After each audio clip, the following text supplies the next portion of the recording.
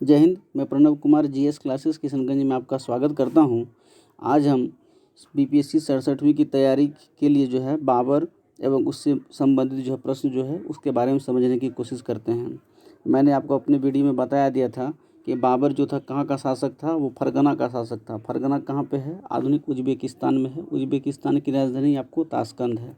बाबर का पिता का नाम क्या था? उमर शेख मिर्ज़ा एवं माता का नाम क्या था? कुतुब निगार खानम था। बाबर जो है आपको तैमूर जो था, तैमूरलंग उसका 5वां पीढ़ी था एवं उसकी माँ जो थी वो आपको चंगेज खां की वंश से थी। 12 वर्ष की अवस्था में बाबर के पिताजी मर जाते हैं और वो क्या करता है, किसी भी तरीक़ा से बहुत ही राजनीतिक स्थिति कठिन हो जाती है राज्य चलाने के लिए, और वो इसी क्रम में जब बड़ा होता है तो उसका ध्यान समरकंद को जीतने पर रहता है। समरकंद में शैबानी खां का शासन रहता है। शैबानी खां से प्रथम प्रयास में बाबर हार जाता है। 2 प्रयास में वो जीतता भी है लेकिन वो आंशिक जीत होती है। लेकिन उसको जब चिढ़ रहता है कि मैं समरकंद को ही जीतूंगा, तो इस क्रम में समरकंद भी हाथ से निकल जाता है और फरगना भी हाथ से निकल जाता है और बाबर जो है भारत पे जो है आता है। और इसी क्रम में जो है वो धीरे धीरे जो है बाबर जो है भारत का साम्राज्य बनता है। अब हम क्वेश्चन से संबंधित आ रहे हैं, हम रिलेटेड टर्म्स के बारे में। देखिए, बाबर ने काबुल को कब जीता? बाबर ने काबुल को 1504 ईस्वी में जीता। क्लियर। दूसरा, बाबर ने किस युद्ध को जीतने के बाद बादशाह की उपाधि ली? काबुल जीतने के बाद भी नहीं रुका। अब वो निर्वासित जीवन जब जी रहा था तब काबुल को जीता, फिर उसके बाद कंधार को जीत लिया। कंधार को जीता आपको 1507 ईस्वी में। और उपाधि कौन सा लिया? आपको बादशाह की उपाधि। बादशाह का मतलब क्या होता है? शाहों का शाह होता है बादशाह। बाबर को भारत पे आक्रमण करने के लिए किन लोगों ने निमंत्रण दिया? 1517 ईस्वी में सिकंदर लोदी मर जाता है। सिकंदर लोदी जब मरता है तो उसका भाई आलम खां लोदी रहता है सिकंदर लोदी का। वो चाहता है गद्दी पर बैठे, लेकिन गद्दी किसको मिलता है? सिकंदर लोदी का बेटा इब्राहिम लोदी को। इब्राहिम लोदी एक अयोग्य शासक रहता है, जिससे आलम खां लोदी निमंत्रण देता है किसको? बाबर को, आइए युद्ध कीजिए। लूट मार करके सोचता था बाबर यहाँ से निकल जाएगा, जबकि बाबर यहाँ पे साम्राज्य स्थापित करने में लगा हुआ था। और दूसरा कौन था? पंजाब का सूबेदार, वो भी राजा बनना चाहता था, उसका नाम था दौलत खां लोदी। साथ में दौलत खां लोदी का बेटा का नाम भी था, उसका नाम था दिलावर खां लोदी। तो ये 3 आदमी हो गया, दौलत खां लोदी, दिलावर खां लोदी और आलम खां लोदी। ये तीनों बाबर को निमंत्रण दिया था भारत पे आक्रमण करने के लिए।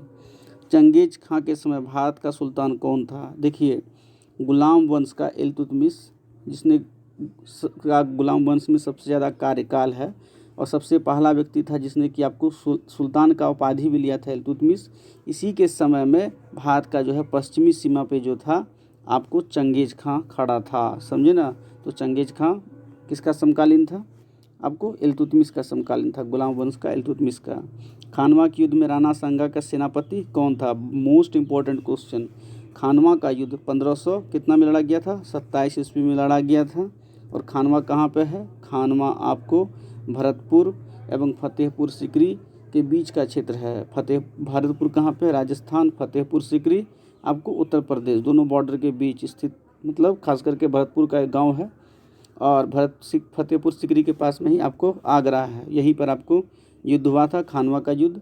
और इसमें जो था हसन खां मेवाती, एकदम नोट कर लीजिएगा, हसन खां मेवाती आपको राणा सांगा का सेनापति था। ये एक मेवाती राजपूत था जो कन्वर्ट हुआ था मुसलमान में फिरोज शाह तुगलक लोगों के समय में।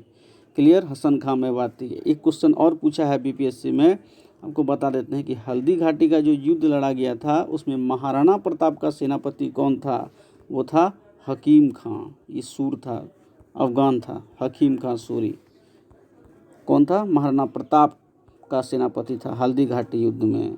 बाबर ने कलंदर की उपाधि किस युद्ध को जीतने के बाद ली? देखिए, बाबर ने 1526 ईस्वी में जो पानीपत का युद्ध लड़ा था, पानीपत का युद्ध बाबर का 5वां युद्ध था भारत में, और युद्ध जीतने के बाद उसने कलंदर की उपाधि ली। खूब माल लूटा, धन लूटा और अपने लोगों में बांटा। तो लोग उसको बोला कि उदारता के कारण कलंदर की उपाधि दिया बाबर का लोग आदमी सब।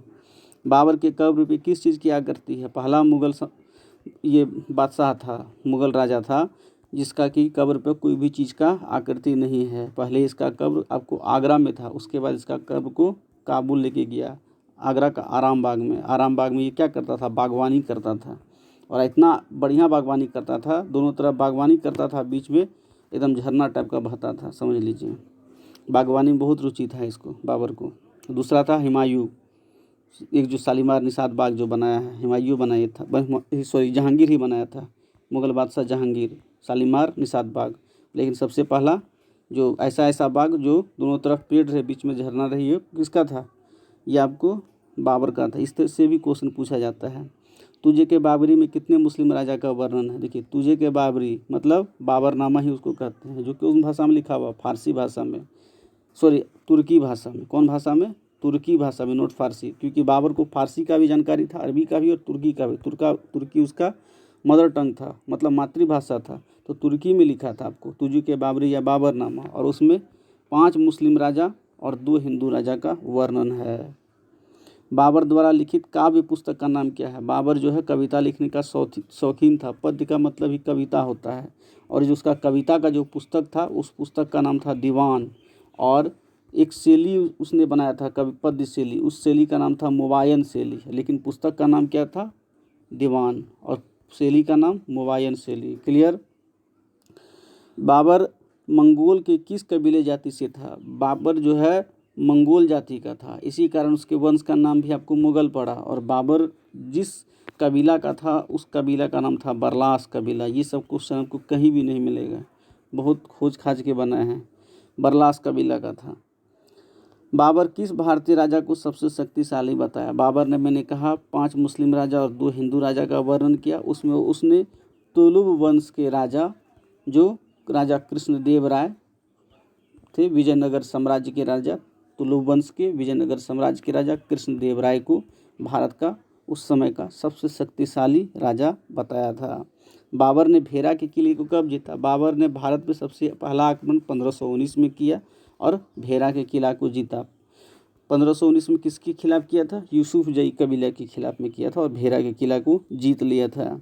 बाबर के समय बंगाल का मुस्लिम राजा कौन था? बाबर के समय बंगाल का मुस्लिम राजा नुसरत शाह था। और नुसरत शाह ने क्या किया था? आपको बाबर से संधि की थी कि वो अफगान लोगों को सपोर्ट नहीं करेगा। बाबर ने अलंकार शास्त्र पे कौन सा ग्रंथ लिखा? अलंकार शास्त्र मतलब होता है कि कविता को मनोरंजन बनाने वाला, ताकि लोग सुने तो अच्छा लगे। तो उसने जिस पुस्तक को लिखा था उसका नाम था रसाल ए उरूज। मैंने कहा बाबर उच्च कोटि का विद्वान था, तुर्की उसकी मातृभाषा थी, उसके अतिरिक्त वो अरबी एवं फारसी भी जानता था। रसाल ए उरूज ग्रंथ लिखा था अलंकार शास्त्र पे। बाबर किस सूफी मत का अनुयायी था? बाबर देखिए सूफी लोगों का बहुत इज्जत करता था, और वो नक्शबंदी सूफी सिलसिला, सूफी में बहुत सारा सिलसिला होता है, चिश्ती होता है, नक्शबंदी होता है, समझे ना, तो वो नक्शबंदी सिलसिला को मानता था। क्लियर? और नक्शबंदी सिलसिला का जो उसका गुरु था, उसका नाम था आपको अब्दुल्ला अहरार। ये भी क्वेश्चन कभी पूछ लेगा, अब्दुल्ला अहरार का अनुयायी था बाबर। ये अब्दुल्ला अहरार भी एक सूफी था, जो कि आपको नक्शबंदी सिलसिला को मानता था, और बाबर भी नक्शबंदी सिलसिला को और अब्दुल्ला अहरार को अपना गुरु मानता था। घाघरा के युद्ध में अफगान योद्धा कौन था? ये घाघरा एक नदी है, और ये घाघरा नदी आपको मानसरोवर से निकलती है, और नेपाल उसका उत्तर प्रदेश, और उसके बाद बिहार के सारण जिला में रेवलगंज के पास, नोट कर लीजिएगा, घाघरा नदी बिहार में कहाँ पे गंगा नदी में मिलती है? तो रेवलगंज। ये रेवलगंज आपको कहाँ पे है? सारण में है। और वहीं पे घाघरा नदी कहाँ मिल जाती है? आपको गंगा नदी में मिल जाती है। और देखिए, इस तरह से क्वेश्चन बीपीएससी में पूछा हुआ था कि पुनपुन नदी आपको कहाँ पे मिलती है? तो पुनपुन नदी जो है मसौढ़ी में मिलती है। मसौढ़ी पटना के पास में है, पटना से 40 किलोमीटर दूर है। वही मसौढ़ी के पास आपको जो है पुनपुन नदी मिल जाती है, किस में? गंगा में। और ये घाघरा नदी रेवलगंज सारण के पास में गंगा नदी मिल जाती है। घाघरा नदी नेपाल की सबसे बड़ी नदी है। साथ ही साथ घाघरा नदी यमुना के बाद गंगा की दूसरी सबसे बड़ी सहायक नदी है। क्लियर? और घाघरा के युद्ध में अफगान का जो योद्धा था उसका नाम था महमूद खां लोदी। महमूद खां लोदी। देखिए, एक क्वेश्चन से कोरिलेट करते थे कितना क्वेश्चन बन जाता है। महमूद खां लोदी था, लेकिन वो भी हारता है। महमूद खां लोदी एक अफगान रहता है, इब्राहिम लोदी का भाई रहता है। बाबर ने समरकंद को कितने बार जीता? मैंने कहा पहली सफलता में हारा। वहाँ का शासक कौन था? शेबानी खां था। समरकंद भी उज्बेकिस्तान में है। उज्बेकिस्तान की राजधानी क्या है आपको? ताशकंद है। और उज्बेकिस्तान 1991 ईस्वी में आपको सोवियत संघ से अलग हुआ था। सोवियत संघ से 14 देश निकले थे। क्लियर? तो बाबर ने क्या किया था आपको? समरकंद को आंशिक सफलता मिली थी बाबर को 2 बार, और लेकिन उसके बाद हर बार हारा, और हारने के क्रम में बाबर के हाथ से समरकंद भी गया और अपना क्षेत्र फरगना भी गया, निर्वासित जीवन बिताया। तब 1504 ईस्वी में काबुल, और काबुल से फिर भारत का सीमा पे एंट्री कर लेता है। क्लियर? बाबर का प्रमुख निशानेबाज कौन था? देखिए, बाबर अपना कुशल सेना के कारण से ही जीतता है। कुशल सेना, अगर ऑप्शन में रहा बाबर किस चीज़ के कारण जीतता है? कुशल सेना, तुगलमा, ये सब। अगर 4 गो ऑप्शन रहा तो कुशल सेना, और 5 में बीपीसी वाला रहा तो ई मार दीजिएगा, कुशल सेना भी, तुगलमा पद्धति भी।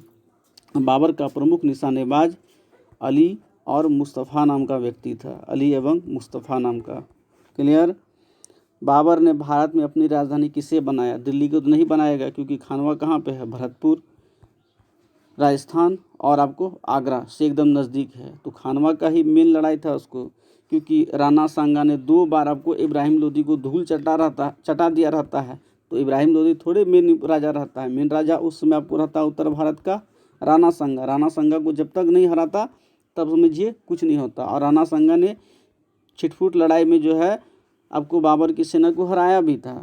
तो उसी समय समझ लिए बाबर ने अपना राजधानी कहाँ बनाया? जब खानवा जीत लिया तो आगरा को अपना राजधानी बनाया, और आगरा में ही एक बाग बनाया था, जैसे मैंने कहा ना, दोनों तरफ पेड़ और बीच में नदी, बीच में हल्का झरना टाइप का। तो एक आगरा में एक बाग बनाया था, जिस बाग का नाम था आरंग बाग। जब बाबर मरा था ना, तो पहले यही आरामे बाग में दफनाया गया था उसको। बाबर का जिहाद का नारा एवं गाजी की उपाधि किस युद्ध से संबंधित है? देखिए, बाबर क्या हुआ था, बाबर का सैनिक लोग राणा सांगा का सैनिक से डरता था, क्योंकि राणा सांगा को कोई भी मुस्लिम शासक हरा नहीं सकता उस टाइम में। आपको मुस्लिम की संयुक्त सेना को, मतलब मालवा, गुजरात एवं इब्राहिम लोदी का संयुक्त मुस्लिम सेना को भी आपको राणा सांगा हराता है, और छिटफुट लड़ाई में आपको बाबर की सेना को 1527 में भी हराता है। तो इसलिए मुस्लिम सेना जो रहती है वो राणा सांगा से डरती है। विशाल राजपूतों की फौज रहती है। आपको पृथ्वीराज चौहान के बाद इतना बड़ा राजपूतों को इकट्ठा उन्होंने किया था राणा सांगा, और आज तक कोई भी युद्ध नहीं हारा था। तो इसलिए बाबर ने जब देखा कि मेरा सैनिक डर रहा है तो जिहाद का नारा दिया था। जिहाद का मतलब होता है धर्म युद्ध, समझे ना। शराब उराब बाबर ने सब चीज़ त्याग दिया था, जिहाद का नारा दिया था आपको खानवा का युद्ध में राणा सांगा के खिलाफ।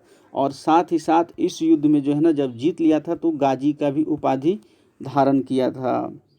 क्लियर हो गया? और कलंदर का उपाधि आपको पानीपत का युद्ध जब जीता था ना, तब कलंदर का उपाय लिया था, अपना खूब माल लूटा और अपने लोगों में बांट दिया था। वैसे मेदिनी राय के खिलाफ भी चंदेरी का युद्ध, जो चंदेरी आपको मध्य प्रदेश में, उसमें भी बाबर ने जिहाद का नारा दिया था। अब देखिए, पानीपत का युद्ध का दिनांक क्या है? देखिए, कुछ इंपॉर्टेंट युद्ध होता है जो इतिहास को बदलने वाला होता है, उसका डेट हमेशा याद रखना चाहिए। 21 अप्रैल को हुआ था, 21 अप्रैल 1526। बाबर का ये 5वां युद्ध था। इससे पहले वो भारत में 4 युद्ध लड़ चुका था बाबर। बाबर की कब्र कहाँ है? देखिए, बाबर की कब्र आगरा में तो नहीं है। अब आगरा में पहले दफनाया, वहाँ से ले जा करके उसको कहाँ दफनाया? काबुल में दफनाया, काबुल का बाग में। तो उसका कब्र कहाँ है? आपको काबुल में है। साथ ही साथ मैंने बताया कि पहला मुस्लिम शासक पहला मुगल शासक जिसके कब्र पे किसी भी प्रकार की चित्र नहीं है। बाबर ने भारत पर कुल कितना बार आक्रमण किया? आपको 5 बार आक्रमण किया। और पूछेगा पानीपत के युद्ध से पहले तो 4 बार आक्रमण किया। पहला युद्ध 1519 में किया, भेरा का किला को जीता, यूसुफ जई कबीले के अगेंस्ट में। बाबरनामा बाबर की का जो आत्मकथा है किस भाषा में है? ये आपको तुर्की भाषा में है। बाबरनामा या Tuzuk Baburi same to same चीज़ है, एक कोई डिफरेंस नहीं है। वीडियो यदि अच्छा लगे तो लाइक एवं शेयर जरूर करें।